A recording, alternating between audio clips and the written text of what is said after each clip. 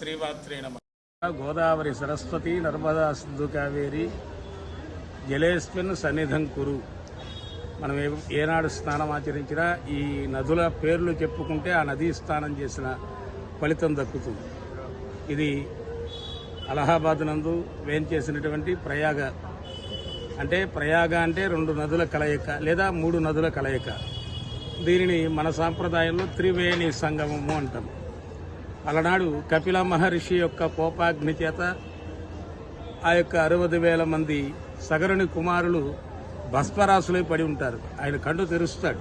తెరవంగానే అక్కడ మొత్తం మసైపోతారు వీళ్ళు 60,000 మంది.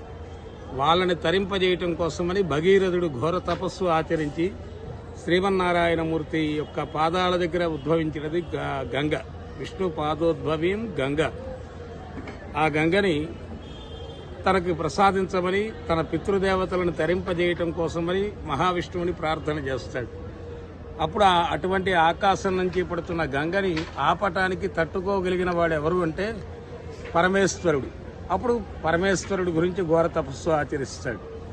ఆ గంగా నది ఆ పరమేశ్వరుడి జటాజూటంలో ఆగిపోతుంది. అందుకే శివతాండవ స్తోత్రంలో జటాటవీగల జ్వల ప్రవాహ పావిత స్థలే గలేవలంభ్యలంభితాం భజే భుజంగతుంగ మాలికామంటూ శివతాండవ స్తోత్రం ఉంటుంది. అక్కడే ఆగిపోయింది గంగ. తిరిగి మరల భగీరథుడు ప్రార్థన చేస్తే విడిచిపెడతాడు గంగానదిని. అక్కడ జహ్ను మహర్షి తపస్సు చేస్తున్న తపో పరికరాలన్నీ కొట్టుకుపోతాయి గంగలో. అప్పుడు ఆ గంగానదిని ఔపాసన పట్టేసి తాగేస్తాడు జహ్ను మహర్షి. అప్పుడు మరల ఆయన్ని ప్రార్థన చేస్తే ఆయన కుడి చెవులో నుంచి వదులుతాడు గంగని. అందుకే జాహ్నవి తోయం అంటారు.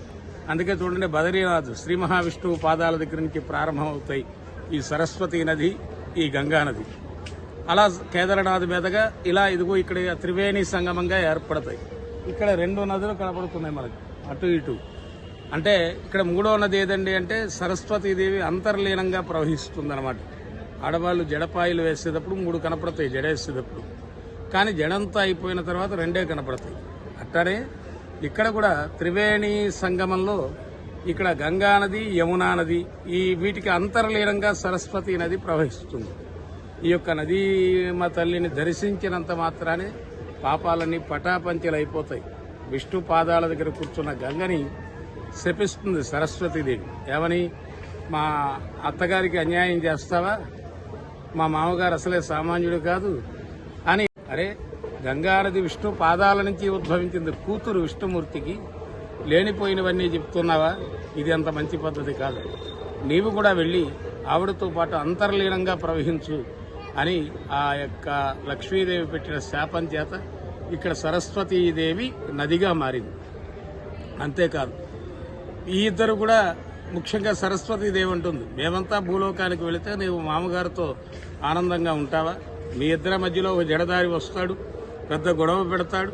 అక్కడ నుంచి నువ్వు ఎట్టి పరిస్థితుల్లో కూడా నీవు కూడా కొల్హాపురి మహాలక్ష్మిగా వేయించేస్తావు. నిన్ను వెతుక్కుంటూ మహావిష్ణువు వెంకటేశ్వరుడిగా కలియుగంలో అవతరిస్తారు.